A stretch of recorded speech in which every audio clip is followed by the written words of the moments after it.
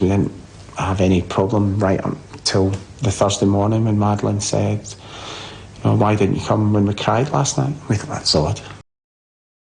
Okay, well, when you look at the word but I mentioned before, that should call your attention to what preceded it.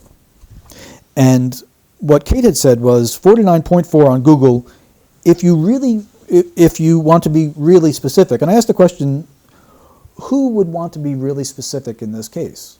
Well, the investigators would be.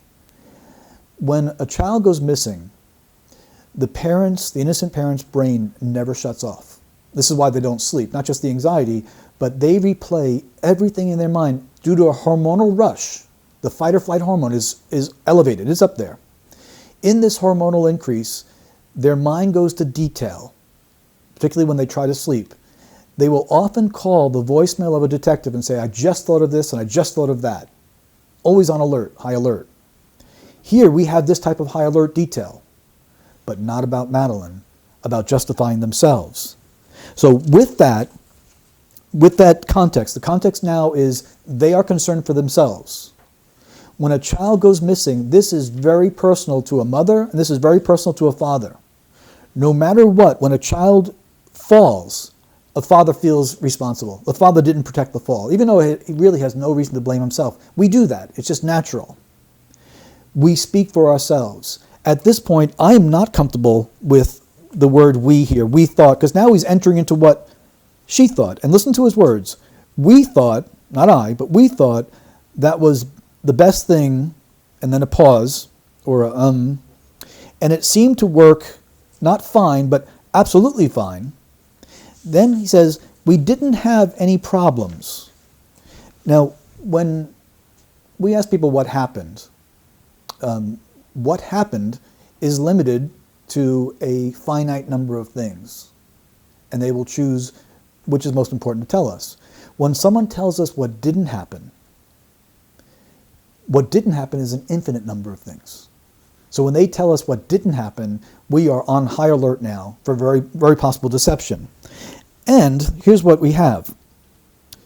Until Madeline said, or when Madeline said, why didn't you come when we cried last night? How old was Madeline when? Yeah, three, nearly 4. Yeah. Sure. As a parent, as a grandparent, and someone who taught parenting classes for years, many years ago, children are by nature narcissistic. A child will say, when I cried, not we. The child is not going to show concern at that age for little babies, unless two things. Unless the child is a little bit older, 5 or 6, and the child is parentified, meaning the neglect in the home has been so severe that the 5 or 6-year-old is being the parent to others. Mm-hmm. And you'll see this in child abuse cases where a neglectful mother will say, look how she can cook her own meals on a little hands that should never be near a stove or an oven. The neglectful parent is boasting about it. Well, here, Madeline did not express concern for others crying other than herself. She's too little to do that. It's when I cried. So at that point, based on that pronoun usage, as a professional analyst, I'm comfortable saying this is not a truthful statement. You now think somebody had either tried to get into the room or was in the room and woke them up the night before? It just seems too much of a coincidence that she made that comment and then that happened that night. Yes, she's now doing is she's floating doubt for people. She's floating doubt. And she's going to do it more intensely coming up in a moment here. But she's allowing for people to enter into an emotion that doesn't exist. And this is very important in statement analysis. When we experience something that is emotionally charged, I once had a man point a 9mm gun at my head as he was robbing someone in a drug robbery. After it was over, I called police to make the report. I was fine. A couple hours later, I shook with emotion. Like, what just happened? The reason being, it takes time for us to process emotions. If I were to tell you a truthful account of what happened, it's not riveting. It would sound very boring. If I process all the emotions years later and I tell it in a storytelling, I would say this. I once stood in the darkness, and when a man pointed the 9mm gun at my head, the hairs on the back of my neck stood up. And I would tell a story to engage you into the emotions. We call that artificial placement of emotions. Editing, storytelling, narrative building. By the way, I'm not sure if anyone is paying attention at this point. There's a missing child here that I've had no concern expressed for. This is why this interview jumped out at me. All right. She's actually bringing to the point where the 3-year-old child is some sort of intuitive expert. Right. Your child is missing. What are you doing? When are you going to talk about that? Looking back now, you think that could have been your one chance to save her? Well, as soon as I discovered that Madeline had been taken, it just hit me straight away what she'd said that morning, and I just thought, oh my God, someone tried the night before. Okay, in statement analysis, we have a number of sensitivity indicators that are very closely associated with deception. In fact, in this sentence itself, there's enough to conclude deception. First of all, she is infusing emotion into reporting what just should have been said. Second of all, she's going to a conclusion. She didn't say, as soon as I saw that Madeline was missing. She said, had been taken. She didn't know that. What parents of missing children do is they report their child missing. They don't know if someone took them. They don't know what happened or if the child ran away. By jumping to the conclusion, she wants to make sure that you know there's a kidnapping. She has a need to persuade the audience there was a kidnapping. The need to persuade itself underlies the weakness. Then the inclusion of the emotions at the perfect point of the statement tells us that's artificially placed there, narrative building. Then we have the infusion of deity. This is often found statistically in deceptive people. They're looking for a greater witness than their own words. When I ask someone, why should I believe you? Because I told the truth, because I'm telling you the truth. The weight of testimony is because it's true, which says basically, if you don't believe me, you're an idiot, get a new job. You shouldn't even be investigating because I told the truth. The burden is on you because I'm free because I told the truth. No matter how much you dig, you'll never find contrary because it's truth. The entire weight of the argument is based upon truth. If someone says, I didn't steal the money, why should I believe you? Because I'm telling the truth. 99.9% north, they're telling the truth. That's how powerful it is. They're basing their denial upon truth. When someone has a need to bring in a divine witness to what they're saying, and here in this case they're doing that, she's making the assertion that Madeline had been taken, which is already conclusionary, then calling on a divine witness by the inclusion of the word God. Okay? We could indicate here deception by itself and be confident that she's not telling the truth either. All right. Oh, excuse me, another point with this, because there's actually a lot more here in this small answer. The word just, in statement analysis, we look at dependent words. Dependent words are those that don't work without another thought. So if I said, this is my only child, instead of saying this is my child, this is my only child, what are you thinking of? The word only means you're thinking of something else. Did you lose a child? Did you try to have a child, couldn't have another one? You know, what happened there? Something happened. In her case, the word just, it just hit me, and the word just hit me is the timing of the emotion. Okay, the emotion doesn't belong here, but it's part of her storytelling. And I just thought, my God, someone tried the night before. The word just there means she's comparing this thought with something else. Deceptive people do it all the time. They're comparing the thought that they're floating for the audience with the truth, what really happened. It's a small point, but when enough small points come together, it's a large point. In that answer, we have her logical conclusion, her comparisons. We have her giving detail that doesn't add up to what children respond like. And we know that at this particular point in the statement, her concern should not be what a 3-year-old thought, but what my 3-year-old is going through right now. And that again is missing. On Thursday night, Kate put her daughter to bed for the last time. But my memory of that evening is really vivid. I mean, she was really tired, but she was just cuddled up on my knee, and we read a story. And we also had some treats. We had some crisps and biscuits. And then after they'd done the usual kind of toilet teeth, we went through to the bedroom and read another story, If You're Happy and You Know It.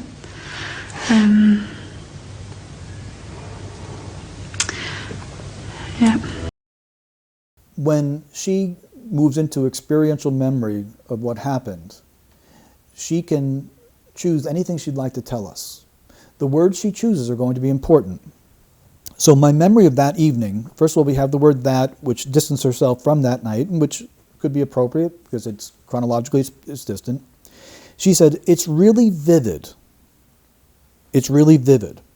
And that's interesting because that type of clarification comes when there's a hormonal increase. The fight or flight hormone, that cortisol and others that rise in the body to the brain, brings great clarity of thought. But if this was a normal, quiet, happy evening, what would cause such vividness in her memory? So what she's doing is she's narrative building, but she's telling us that this night was anything but normal. Now, this is my assertion to the viewers. By saying it's really vivid, she's choosing these words. She's telling us, she wants us to believe that her memory is very strong with details. It's not just vivid, it's really vivid. And I believe her. I mean, she was really tired. Now, she is using her own words. We must believe her. We must listen to her. I believe that her memory of that evening is very vivid because her hormones were on super high alert. I believe that Madeline was really tired, and that Madeline's tiredness is important to this case enough that she's mentioning it here. We should be listening and believing her. Mm-hmm. But she just cuddled up on my knee, and we read a story. And we also had some treats. This is a portrayal of a really good mom. Okay? Now, I'm asking the viewers to enter into not reality, but the verbalized perception of reality. She's telling you, my memory is really strong for a reason. I believe her. Madeline was really tired, and there's a reason why that's here too. And I'm a really good mom. She has a need to tell us this while her child is missing. Okay? This is often an indication of neglect or abuse.